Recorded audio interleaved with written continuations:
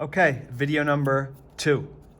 So you should have done number 3 on page S.16. I just want you to see that when you reflected this figure ABC over to this side, I hope you noted that if this angle is 66 degrees in the original, when you reflect it over here, the angle is also going to be 66 degrees.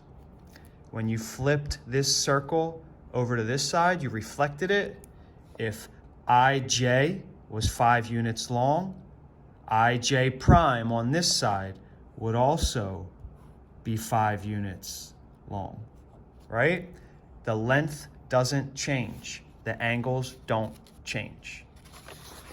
But what we're looking at here is page S.18, where we have an example of 3 figures that were already reflected.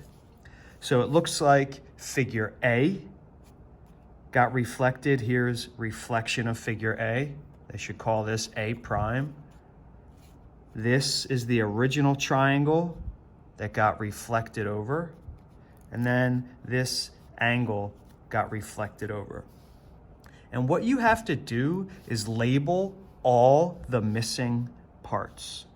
So for example, if this is original A and this is F, well, I know it's reflection, the opposite. This must be F prime. Here's the original H. So this reflection of it must be H prime. And then lastly, if HF is 4 units, we know that the reflection of HF prime is also 4 units. Figure A is done. So here we have original triangle KI is this line, KI. So that means if this is the original I, this reflection must be I prime. If this is K, the opposite, the reflection of it must be K prime. And if this is J prime, then that means this must have been the original J. Label it. 28-degree angle. This has to be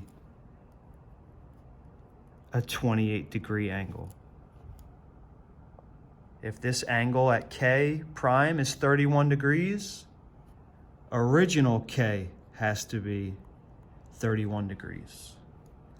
So everything that we did for these 2 figures, I want you to do for these 2 last figures. And then I want you to answer 7, 8, and 9 at the bottom of the page. Okay? Reflections. You're making a mirror copied image. Angles don't change. Side lengths don't change. All right? Good luck. And make sure you follow the rest of the directions in Schoology.